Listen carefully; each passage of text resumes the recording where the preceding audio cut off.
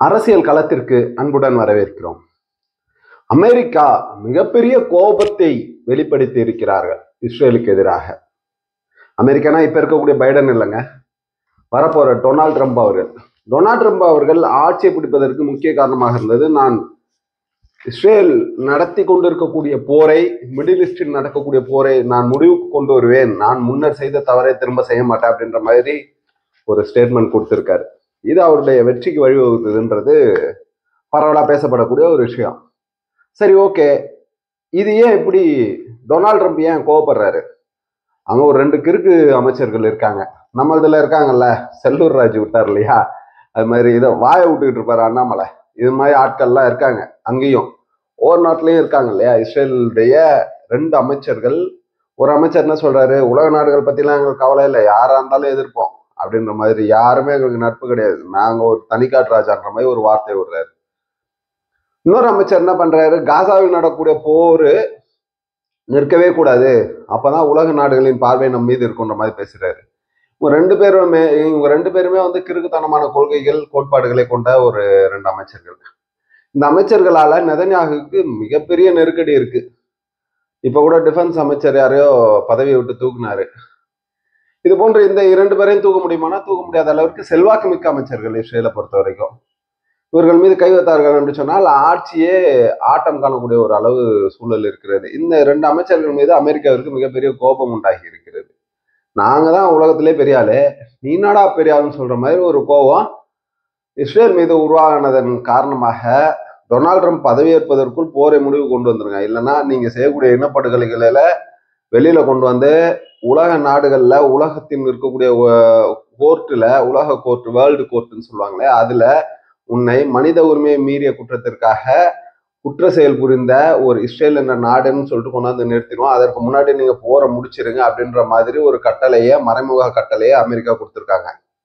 இது இல்லாம சிரியா வந்து உன்னை அடிக்காம விட மாட்டேன், கொல்லாம விட மாட்டேன்டா அப்படின்ற மாதிரி இஸ்ரேலுக்கு மிகப்பெரிய தாக்குதலுக்கு தயாராயிட்டு இருக்காங்க. ரஷ்யா அதை வந்து தடுத்து வச்சிருக்காங்க. ஏன்னா ரஷ்யா வெளியே சொன்னாலும் உள்ள இஸ்ரேல் என்ற நாடு பாதிக்கப்படுவதை பார்த்து கொண்டு அமைதியாக இருக்காது, கொஞ்சம் நிறுத்தலாம், நானும் வந்து அமெரிக்கா மாதிரி நானும் உங்க அண்ணன் தான்டா அப்படின்ற மாதிரி ஒரு கொள்கையோட இருக்கக்கூடிய நாடுதான். அவங்க என்ன சொல்றாங்க, சடனா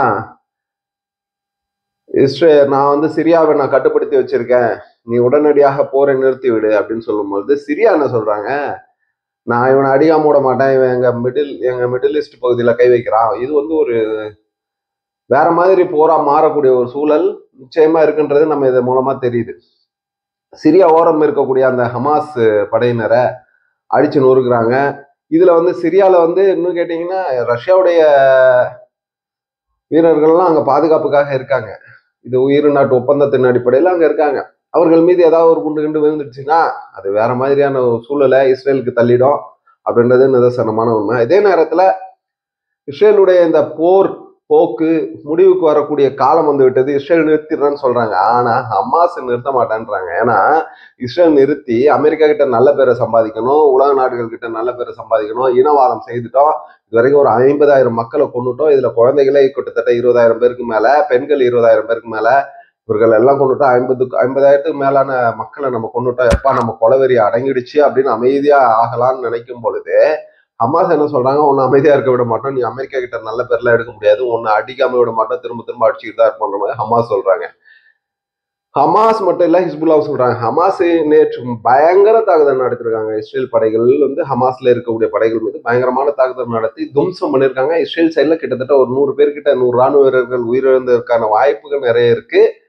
அதை அவர்கள் வெளியே சொல்ல மாட்டாங்க. இருந்தாலும் காணொலியா வெளியே வந்ததுனால வேற வழி இல்லை, ஒத்துக்கிட்டு தான் ஆகணும். ஐயோ நான் அடிவாங்கலன்னு ஓடுவாங்க இல்லையா, அந்த மாதிரி ஓடிட்டு இருந்த இஸ்ரேலு, ஆமா நான் அடி வாங்கியிருக்கேன், உயிரிழப்புகள் கம்மியா இருக்குன்ற மாதிரி சொல்லியிருக்காங்க. ஆனா உயிரிழப்புகள் 100ஐ தொடுவதற்கு வாய்ப்புகள் இருக்குன்ற மாதிரியான தகவல்கள் தான் வெளியே வந்துட்டு இருக்கு. ஹமாஸ் ஏன் கோவப்படுறாங்க, ஹமாஸ் இல்ல ஹிஸ்புல்லா ஏன் கோவப்படுறாங்க இஸ்ரேல் மீதுன்னு பாத்தீங்கன்னா, லெபனான்ல இருக்கக்கூடிய ஹிஸ்புல்லா சிரியா வழியாகத்தான் இராணுவங்களே ரஷ்யாவுக்கு கிடைக்கப்படுது. இந்த சிரியா கிட்ட போகக்கூடிய அந்த இராணுவ தளவாடங்களை தடுத்தோம்னா, சிரியா மீது நாம் போர் தொடுத்தோம்னா, சிரியாவை தாக்கினோம் என்று சொன்னால் சிரியா அமைதியாகி விடுறாங்கன்னு நினைச்சாங்க. சிரியா அதிபர் ஆசாத் தெளிவா சொல்லிட்டாரு, நாங்க இஸ்ரேல் மீது போர் தொடுப்பதுக்கு தயாரா இருக்கோம். ரஷ்யா கட்டுப்படுத்திச்சுன்னா அதையும் தாண்டி நாங்க போர் தொடுப்போம். யாரும் எங்களை தடுக்க முடியாது. நாங்க போர் தொடுத்தோம் என்று சொன்னால் இஸ்ரேலால தாங்கிக் கொள்ள முடியாதுன்ற ஒரு தெளிவான ஒரு அறிக்கை விட்டுருக்காங்க. என்ன இருந்தாலும் எந்த பக்கம் இருந்து அடிச்சாலும் இஸ்ரேல் தாங்கி கொண்டு வலிமையாக நிக்குதுன்னு பாக்குறீங்களா?